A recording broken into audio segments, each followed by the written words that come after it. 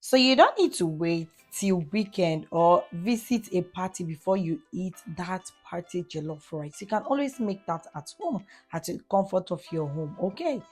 Welcome back to Cook with Grace Kiswe. So in today's video, we'll be making our party jollof rice. Yes. So after blending my peppers, or still I'll be writing all the ingredients in the comments below. Okay, so you know the kind of spices and things I use to make this party jollof.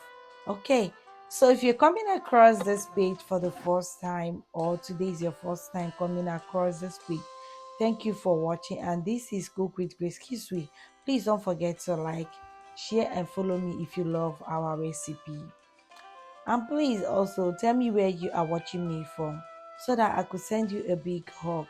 Okay, and today's video goes for Ogechi watching from Lagos. Thank you for loving our recipe. So let's continue. So after boiling my meat, I have to fry it to this golden brown. Then I use the oil to fry my onions.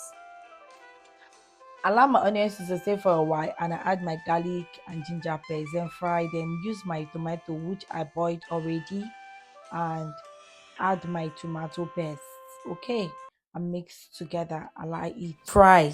Okay, so once you notice that the oil has started coming out from the top or flipping at the top, you know that our tomato is ready. So I added my spices which I told you I'll be writing in the comments below. So after adding my spices, I have to dish out a little and set it aside. And I add my chicken stock, add my thoroughly washed rice, which I wash with hot water. Then add warm water and allow it to cook. But before then, added salt to adjust the taste and I cover, allow it to cook. So I added dry onions to give it that nice aromatic flavor. Okay, so at this junction, please don't forget to clean your environment because cleanliness is next to godliness. So let's continue. I added onions. Onion is here now, is optional.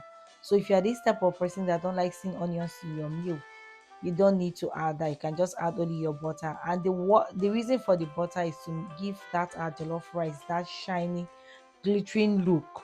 That is the reason for the butter. Then after that, that's fried tomato that I keep aside. I add a little to the rice and I say, so guys, can't you just see? What is the rice giving? Is it not giving you party jollof? Is it not giving you that smoky jollof?